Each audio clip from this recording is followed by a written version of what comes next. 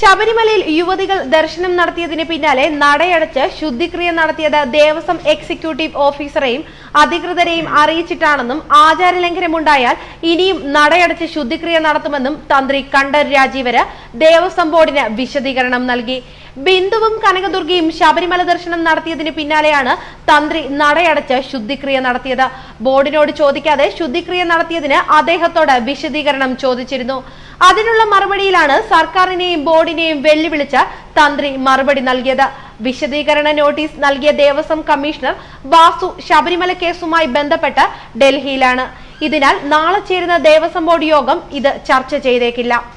ദേവസ്വം കമ്മീഷണറുടെ സാന്നിധ്യത്തിൽ തന്ത്രിയുടെ വിശദീകരണം ചർച്ച ചെയ്യാനാണ് ദേവസ്വം ബോർഡ് ഉദ്ദേശിക്കുന്നത്. നിലവിലെ രാഷ്ട്രീയ സാഹചര്യത്തിൽ അതാണ് നല്ലതെന്നും ദേവസ്വം ബോർഡ് കരുതുന്നു. എന്നാൽ ദേവസ്വം ബോർഡിന്റെ അനുമതിയില്ലാതെ തന്ത്രിക്ക് ശുദ്ധിക്രിയ നടത്താനാവില്ലെന്നും അദ്ദേഹം ദേവസ്വം ജീവനക്കാരനല്ലെന്നും ദേവസ്വം മന്ത്രി കടകംപള്ളി സുരേന്ദ്രൻ ഇന്ന് നിയമസഭയിൽ വ്യക്തമാക്കിയിരുന്നു. ശുദ്ധിക്രിയ നടത്തിയതിനെ തുടർന്ന് കോടതി വിധി നടപ്പാക്കാനായില്ലെങ്കിൽ തന്ത്രി സ്വയം സ്ഥാനമൊഴിഞ്ഞു മാറി നിൽക്കണമെന്ന് മുഖ്യമന്ത്രി പിണറായി വിജയൻ ആവശ്യപ്പെട്ടിരുന്നു. തന്ത്രി കൂടി കക്ഷിയായ കേസായിരുന്നു യുവതി പ്രവേശനം. അദ്ദേഹത്തിന്റെ വാദങ്ങൾ തള്ളിയാണ് കോടതി വിധി പുറപ്പെടുവിച്ചത്. ആ വിധിയോട് വിയോജിക്കാൻ തന്ത്രിക്ക് അവകാശമുണ്ട്. എന്നാൽ തന്ത്രി സ്ഥാനത്തിരുന്ന് വിധി നടപ്പാക്കാതിരിക്കാനാവില്ലെന്നും മുഖ്യമന്ത്രി പറഞ്ഞിരുന്നു. തന്ത്രിയെ മാറ്റി നിർത്തണമെന്ന മന്ത്രി VS സുനിൽകുമാറും ആവശ്യപ്പെട്ടിരുന്നു. ഭരണഘടനയെ വെല്ലുവിളിക്കുകയാണ് തന്ത്രി ചെയ്തത്. ഇക്കാര്യത്തിൽ മന്ത്രിസഭയിൽ എതിരഭിപ്രായമില്ലെന്നും മന്ത്രി വ്യക്തമാക്കിയിരുന്നു. ശബരിമലയിൽ യുവതികളെത്തിയാൽ നടയടച്ച് താക്കോൽ കൈമാറുമെന്ന് തന്ത്രി തുലാമാസ പൂജയ്ക്ക് നട തുറന്നപ്പോൾ വെല്ലുവിളിച്ചിരുന്നു. താക്കോൽ കോന്തലയിൽ കെട്ടി നടക്കാനുള്ളതല്ലെന്നും ക്ഷേത്രം ദേവസ്വം ബോർഡിന്റെ ഉടമസ്ഥതയിൽ ഉള്ളതാണെന്നും പൂട്ടിയാൽ പകരം ആളെ നിയമിക്കുമെന്നും ലോകനാർക്കാവിലെ സംഭവം പറഞ്ഞ് മുഖ്യമന്ത്രി നയം വ്യക്തമാക്കിയിരുന്നു.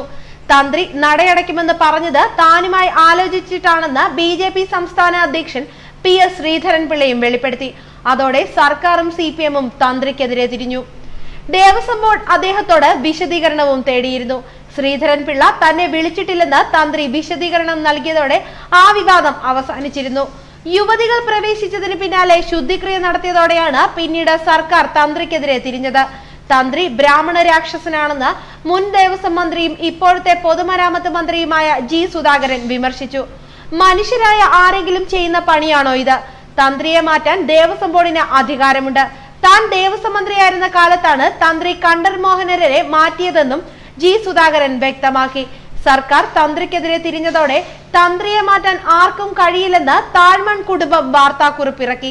എന്നാൽ മാറ്റാൻ ബോർഡിന് അധികാരമുണ്ടെന്ന് ദേവസ്വം മന്ത്രി കടകംപള്ളി സുരേന്ദ്രൻ ദേവസ്വം രേഖകൾ സഹിതം വ്യക്തമാക്കി.